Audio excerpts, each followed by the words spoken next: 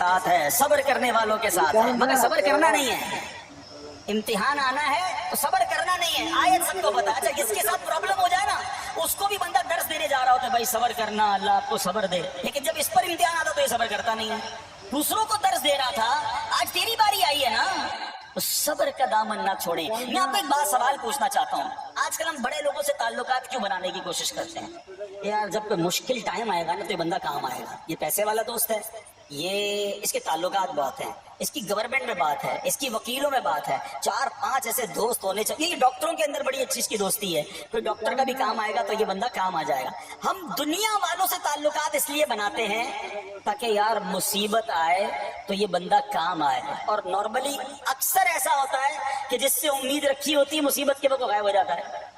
لیکن رب خود قرآن میں فرما رہا ہے ان اللہ مع الصابرین، صبر کر لو اللہ کی رحمت تمہارے ساتھ ہو جائے گی۔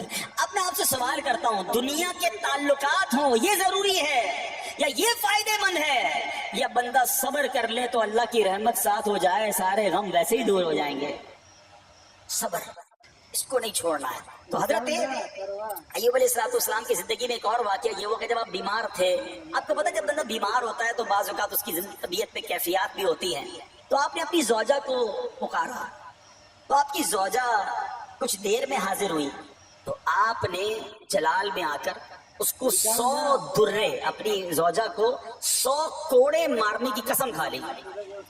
اب جب صحت آ گئی تو قسم تو آپ نے کھائی ہوئی تھی، تو اب کیا کرتے؟ اس بیوی نے تو خدمت بھی بہت کی تھی، اب اسے کوئی خاص کیفیت تھی، آپ نے قسم اٹھا لی تھی۔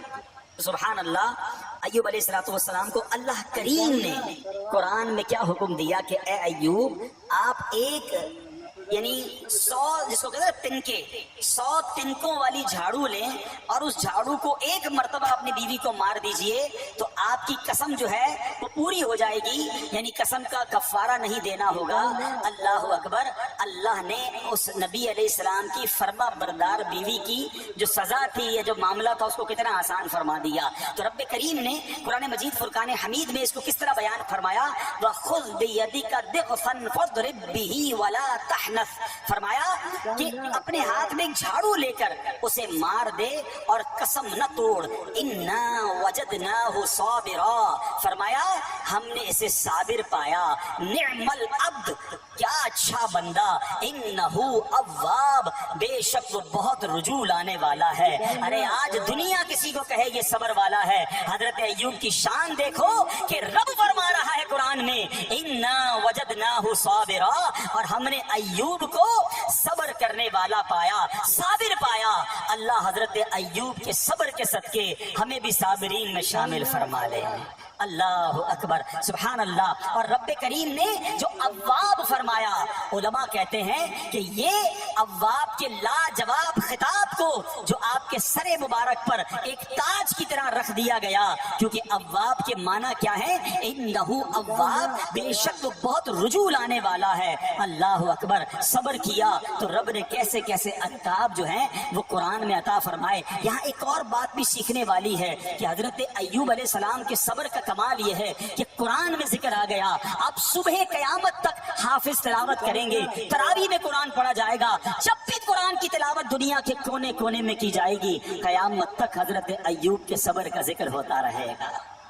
جب آپ صبر کرتے ہیں اللہ رسول کو راضی کر لیتے ہیں، اللہ ان ناموں کو بلند فرما دیتا ہے۔ بہرحال میرے پیارے اسلامی بھائیوں، اب یہاں تھوڑا سا ایک شرعی مسئلہ بھی سمجھ لیں۔ بعض اوقات ہے کہ آپ لفظ سنتے ہیلا، اچھا کچھ لوگ جب یہ لفظ ہیلا سنتے ہیں تو کنفیوز ہو جاتے ہیں، یار یہ کیا، ایک کام کرنا تھا اس کو ایک اور طریقے سے کر دیا، ہمیں سمجھ نہیں آ رہا، عجیب عجیب سی لوگ باتیں کرتے ہیں۔ سبحان اللہ، علماء فرماتے ہیں پہلے ہیلے کا مسئلہ سمجھتے ہیں۔ فتاوی عالمگیری میں ہے جو ہیلا کسی کا حق مارنے یا اس میں شبہ پیدا کرنے یا باطل ذریعے سے فریب دینے کے لیے کیا جائے وہ مکروہ ہے، اور جو ہیلا اس لیے کیا جائے کہ آدمی حرام سے بچ جائے یا حلال کو حاصل کر لے وہ اچھا ہے۔ انما الاعمال بالنیات، غلط نیت سے ہیلا کہ کسی کا حق دبا لوں یا معاذ اللہ زکوٰۃ ادا ہی نہ کرنی پڑے، اللہ کو کوئی دھوکہ نہیں دے سکتا، اللہ دیکھ رہا ہے کہ اس کی نیت کیا ہے۔ لیکن ہیلا اس لیے ہے کہ حرام سے بچ جائے، حلال حاصل کر لیا جائے، تو اس کی جو جواز کی صورتیں ہیں علماء نے فرمایا یہ آیت اس میں دلیل ہے. اور آیت کیا تھی؟ وَخُذْ بِيَدِكَ ضِغْفًا فَاضْرِبْ بِهِ وَلَا تَحْنَثْ.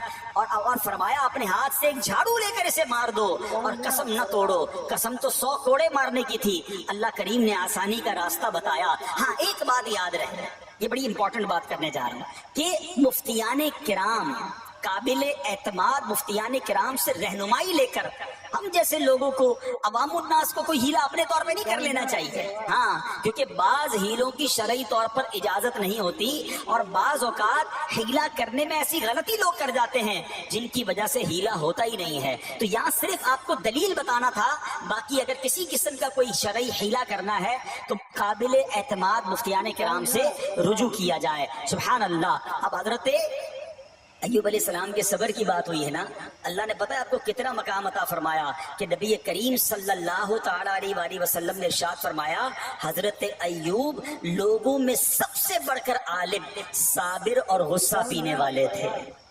حضرت ابن مسعود رضی اللہ تعالیٰ سے مروی ہے کہ حضرت ایوب علیہ السلام قیامت کے دن صبر کرنے والوں کے سردار ہوں گے. ہاں صبر کرنے والوں کے بھی سردار ہوں گے. اچھا بعض اوقات ہوتا کیا ہے، اچانک کوئی پرابلم آ گئی، کہیں آگ لگ گئی، گاڑی میں نقصان ہو گیا، پیسے چوری ہو گئے، موبائل چوری ہو گیا، کوئی چیز میں نقصان ہو گیا، کاروبار میں نقصان ہو گیا، صحت خراب ہوئی. بندہ کہتا ہے یار یہ میرے ساتھ کیوں ہوا ہے، میں نے ایسا کیا کیا ہے.